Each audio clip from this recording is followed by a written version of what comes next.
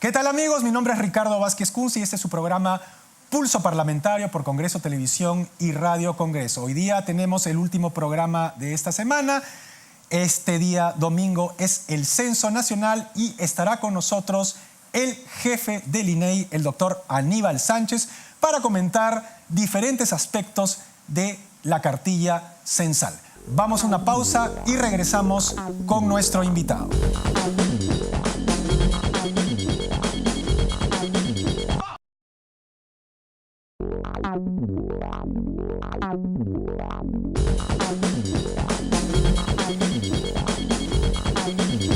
Amigos, regresamos con lo anunciado. Está con nosotros Aníbal Sánchez, el doctor Aníbal Sánchez. Él es el jefe del INEI, al cual le damos la más cordial bienvenida. Muy buenos días. No, por favor, muchas gracias por tenerlo acá. Como ustedes saben, y lo hemos explicado al inicio del programa, este domingo es el Censo Nacional efectuado por el INEI y todos vamos a colaborar con ese censo. Estamos acá con el jefe del INEI para que nos explique algunas cosas. Doctor, ¿para qué sirve un censo? Esa es la primera pregunta que todos nos hacemos. ¿Por qué nos tenemos que inmovilizar un día domingo, que supuestamente es un día de esparcimiento, es un día de descanso? Para salir nos tenemos que, digamos, quedar en nuestras casas hasta que el personal del INEI venga, toque el timbre y nos cense. ¿Cuál es la importancia de un censo de esta naturaleza? Bueno, en primer lugar, muchas gracias, don Ricardo, por esta invitación acá al canal del Congreso. Los censos nacionales son una operación estadística muy importante para todos los países.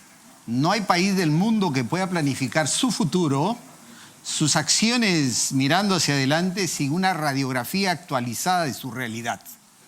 Y los censos nacionales nos permiten justamente tomar esa radiografía, porque los cambios que experimentan los países a lo largo de los años se van expresando cada cierto tiempo y los datos censales expresan justamente cómo va cambiando la sociedad. El último censo, perdón, doctor, fue ¿hace cuánto tiempo? El último censo fue exactamente hace 10 años, fue en el año 2007, fue un 21 de octubre y ahora el 22 de octubre, exactamente a los 10 años, vamos a hacer el 12 censo de población, el 7º de vivienda y el 3er censo de comunidades indígenas.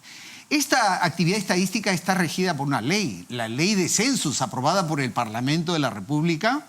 El Congreso de la República aprobó en el año 1959 la Ley de Censos y señaló que en el territorio nacional cada 10 años se levantarán los censos de población y de vivienda y cada 5 años los censos nacionales económicos. ¿Y así ha sido? No ha sido siempre la regla estricta, pero siempre hemos tenido censos, mire, desde el 40, el 61, el 71, el 81, el 93, el 2007. Y este censo... El del 2007 es el último. Es el último. ¿El anterior?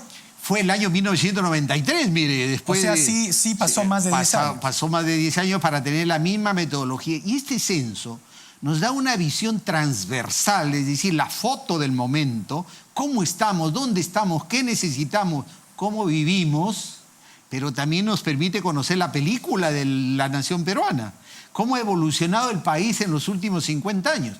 Es decir, es una herramienta muy importante que va a ayudar a mirar con una base de datos cuantitativa actualizada, que va a ayudar mucho a los gobernantes de todo nivel, porque ahora un alcalde que tiene que tomar decisiones de administración de recursos públicos, ¿cómo lo va a administrar si no tiene información? Imposible saber dónde gastar, o dónde gastar en prioridad.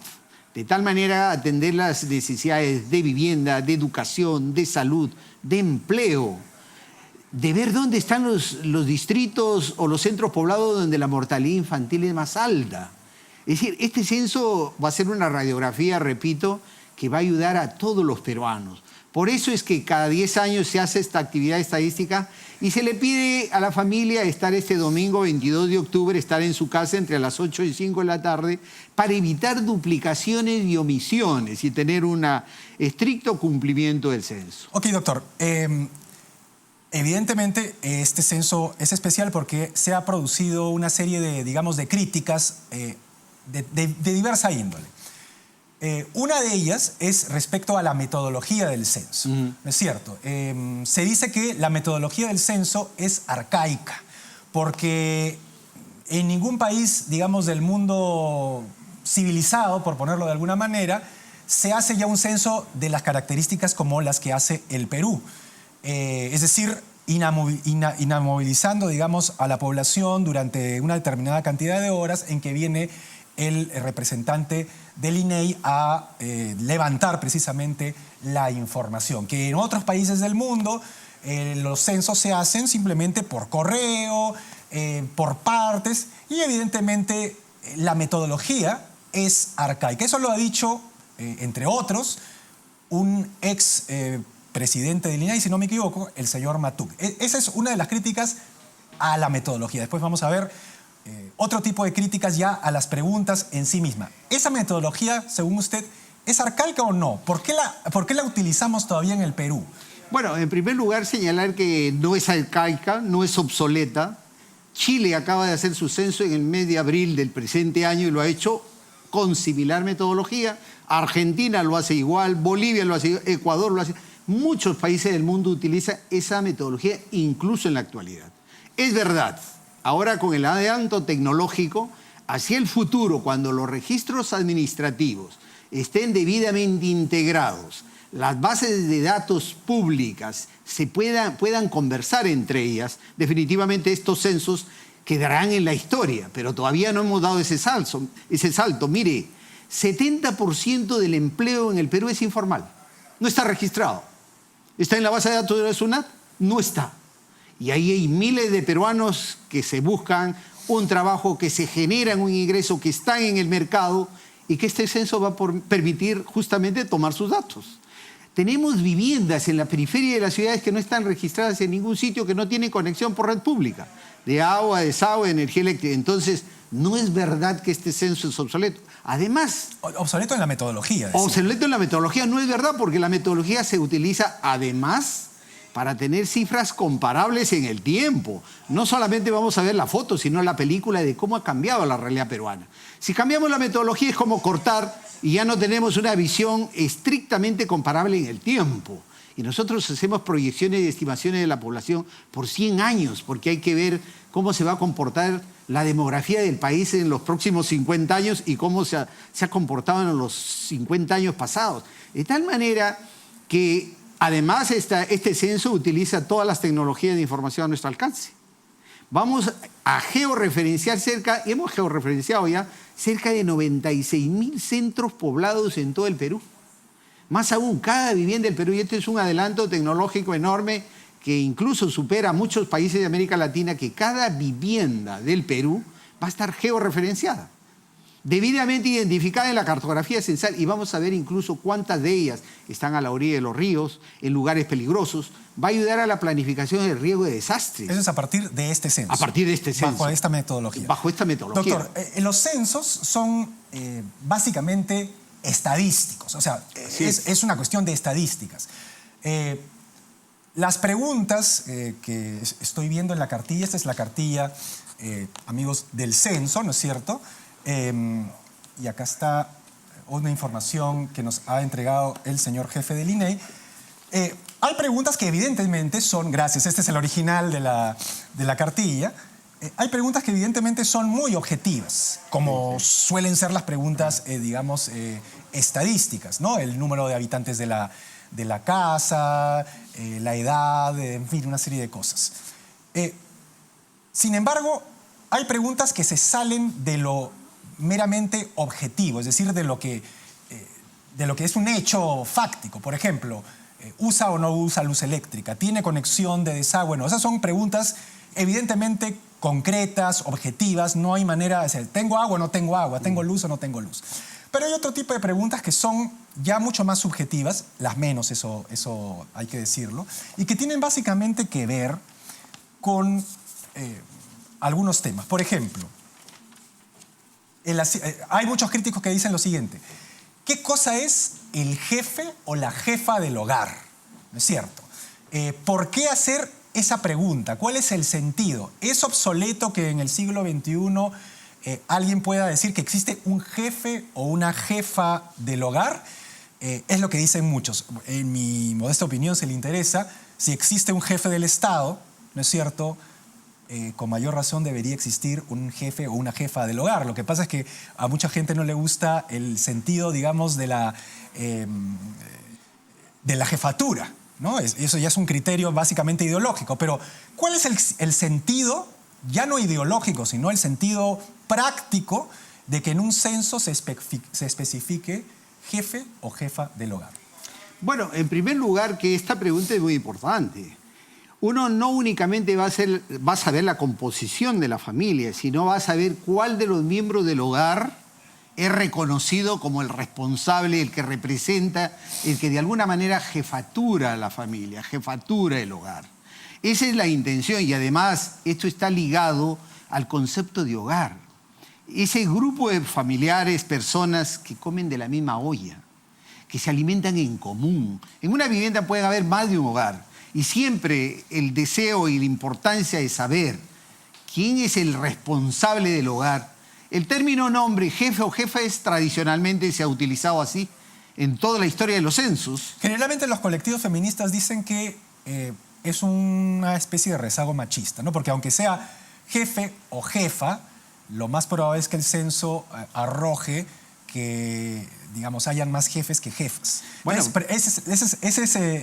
esa, digamos, atingencia que hacen los colectivos feministas, ¿es correcto o no?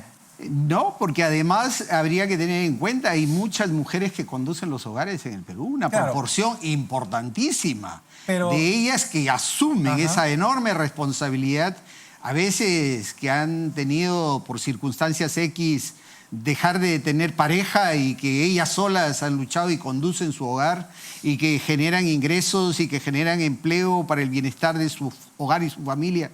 Y vamos a ver incluso dónde están esos hogares monoparentales, porque saber también cuántos hogares biparentales hay formalmente establecidos de convivencia o de matrimonio. De tal manera que esta pregunta es muy importante porque incluso la mujer mucho tiene que ver en recibir el apoyo del Estado en ciertos momentos donde las políticas públicas a veces desconocen esto y creemos que no tiene nada de machismo ni de feminismo.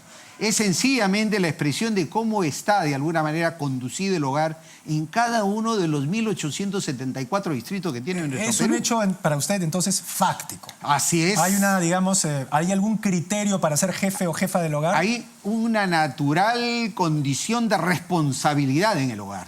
Y eso es lo que recoge este censo, ¿no? Es decir, entiendo entonces que hay una especie de elección en el hogar en la cual los integrantes del hogar deciden por algún tipo digamos, de criterios o de variables que tal persona, hombre o mujer, sea jefa o jefe del hogar. Es muy importante. Incluso podría ser el abuelo, podría ser la abuela, puede ser el padre, la madre, pero es el responsable del hogar. No hay nada ideológico ahí. No hay nada ideológico y los miembros de la familia lo reconocen como tal.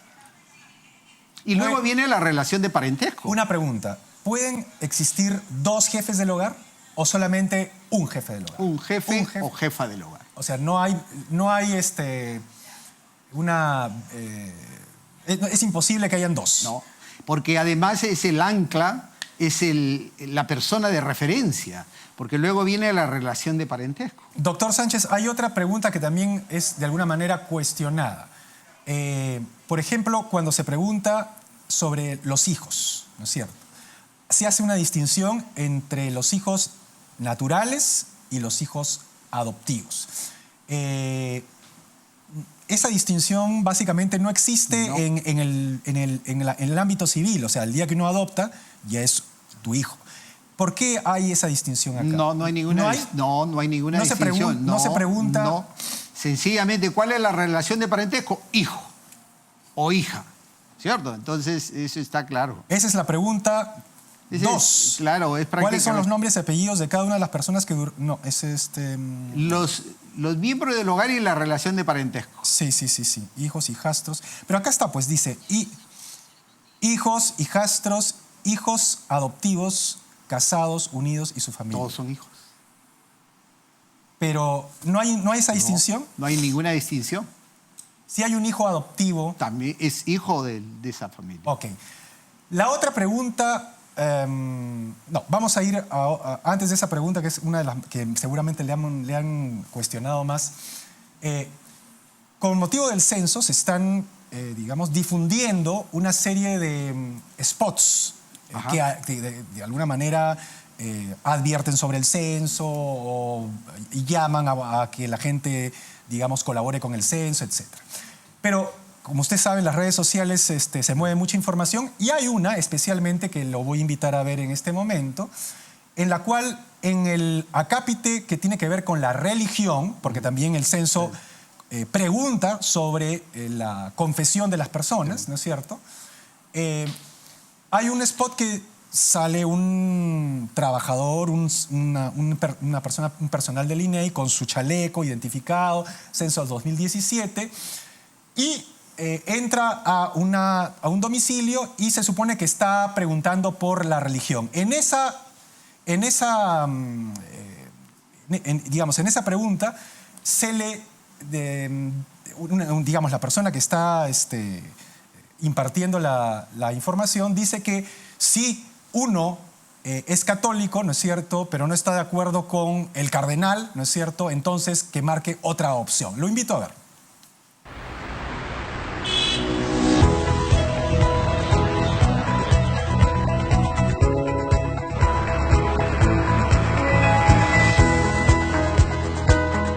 Si no eres practicante de la religión católica, no vas a misa y estás en desacuerdo con muchas de las opiniones del cardenal Juan Luis Cipriani, entonces no eres católico. Por lo tanto, en este censo no le digas a tu encuestador que lo eres, sino solo cristiano o de otra confesión, cerciorándote de que marque la opción otra.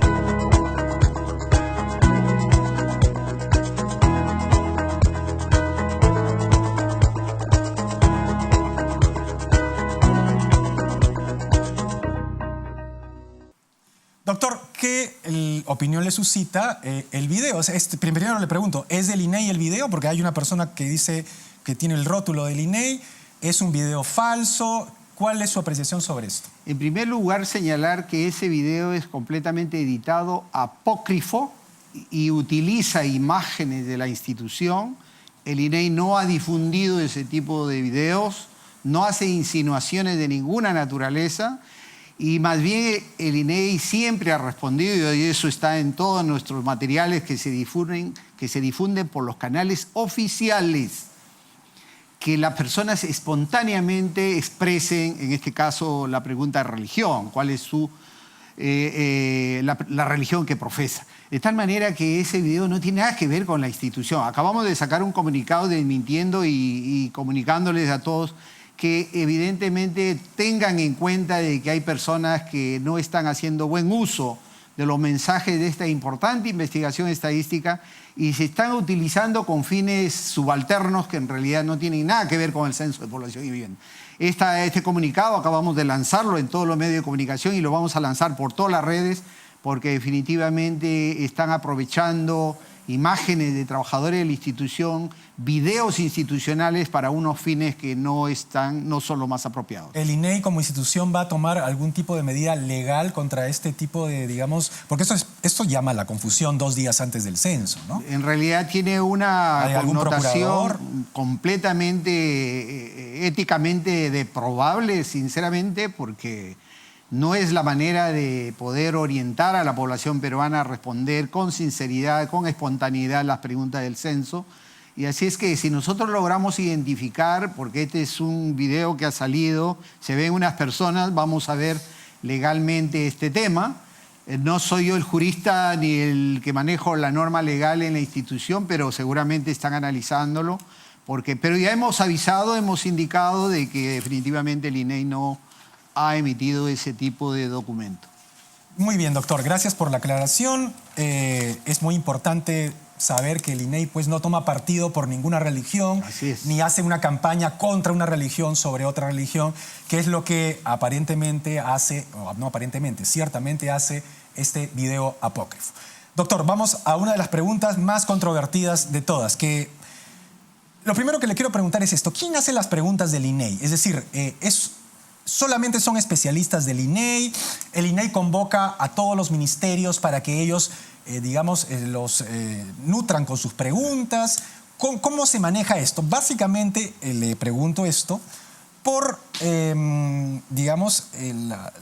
lo que tiene que ver con qué cultura o etnia usted se identifica. Esa es una pregunta absolutamente nueva, ¿no es cierto?, que ha traído bastante controversia, y entonces, al parecer, quien está defendiendo esas preguntas es el Ministerio de Cultura. Por eso le preguntaba a usted cómo acopia, ¿no es cierto?, el INEI las preguntas, cómo salen, de dónde surgen.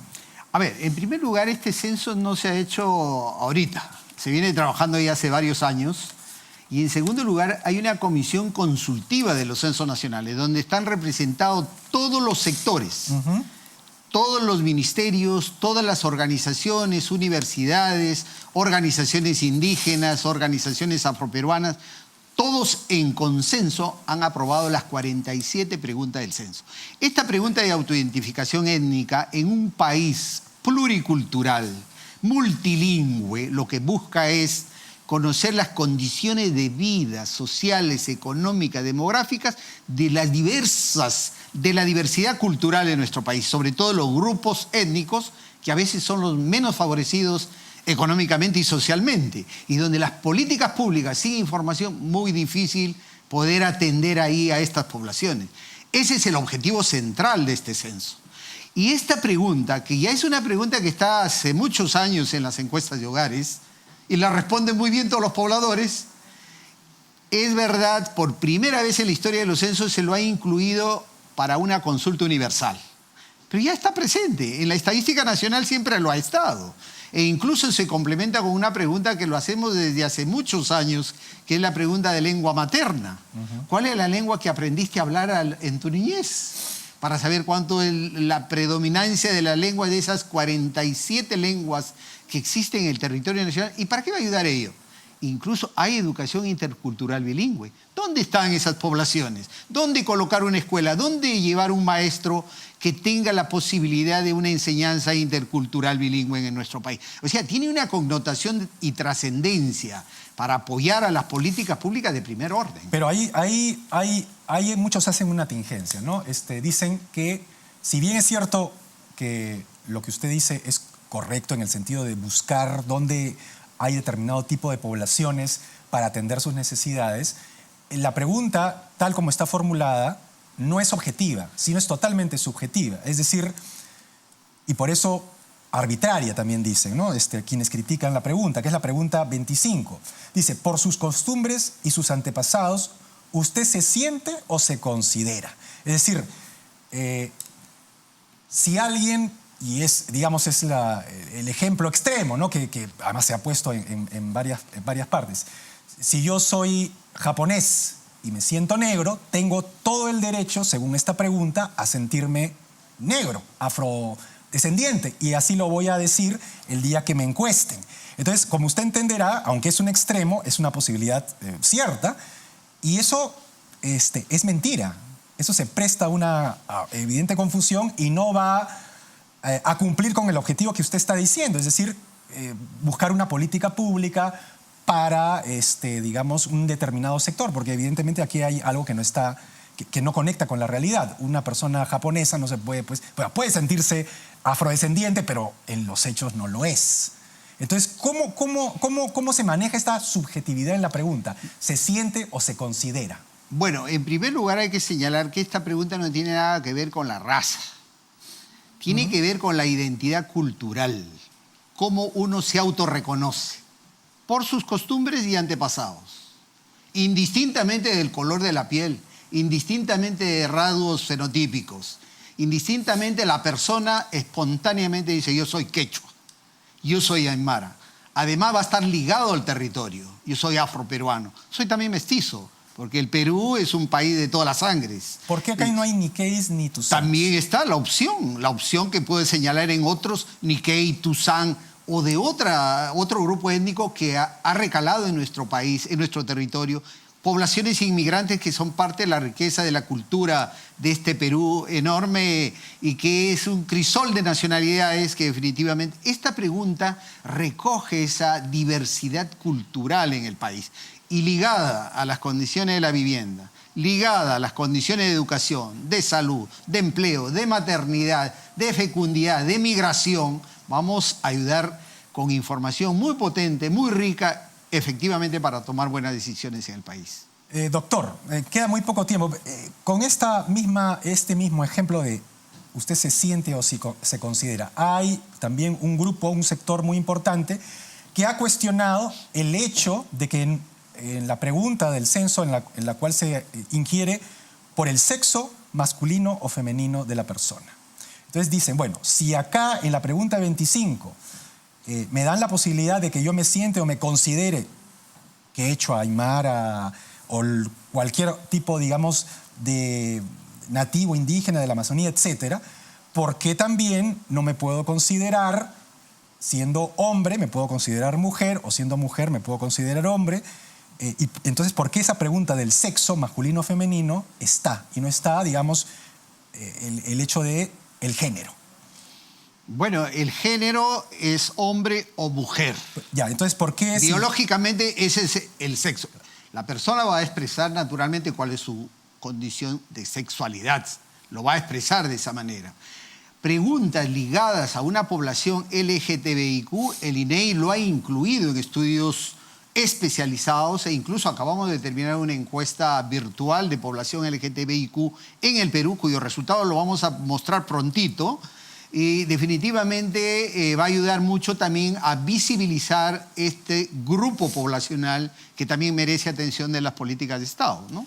Es decir, no hay ningún tipo, digamos, de contradicción entre el sexo masculino y el sexo femenino y lo que, digamos, están quejándose algunas personas que no está la opción de qué me siento yo, independientemente de mi sexo natural. No, es el sexo natural el que se señala. Es el sexo natural el que se señala. Y entonces, ¿cuál es la diferencia entre que yo me considere, digamos, bajo esa premisa quechua, aymara o cualquier tipo de... Es la autoidentificación étnica. ¿Y por qué no me puedo identificar yo sexualmente? Sencillamente que en este caso del sexo se considera la opción biológica que existe. Esa es la tradición de los censos nacionales y esa es también la pregunta que se ha incluido y discutido en el seno de la Comisión Consultiva. ¿Es el sexo hombre o mujer? No hay otro, según esta encuesta del INEI. Es una pregunta cerrada. Muy bien. Doctor, entonces ha sido un placer. Le invoco para que haga un llamamiento a todos los televidentes para el día domingo. Tiene las cámaras del Congreso de la República. Muchas gracias, don Ricardo, y muchas gracias al canal del Congreso. Este domingo 22 de octubre vamos a participar todos los peruanos en esta acción cívica. Este censo de población y vivienda que refresca la base de datos cuantitativa del Perú en lo social, en lo económico, en lo demográfico, va a servir a todos los peruanos. Y es por ello que no solamente a los gobernantes, a los empresarios, a la familia, a los estudiantes, a los maestros, conocer cómo ha cambiado el Perú en los últimos 10 años, este Perú que tiene aspiraciones enormes hacia el futuro. Y este censo nos va a ayudar a planificar nuestro futuro. Muy bien, doctor Aníbal Sánchez. Ha sido un placer tenerlo en el programa. Espero que haya sido de utilidad la entrevista. Vamos a una pausa y regresamos con lo último de esta emisión.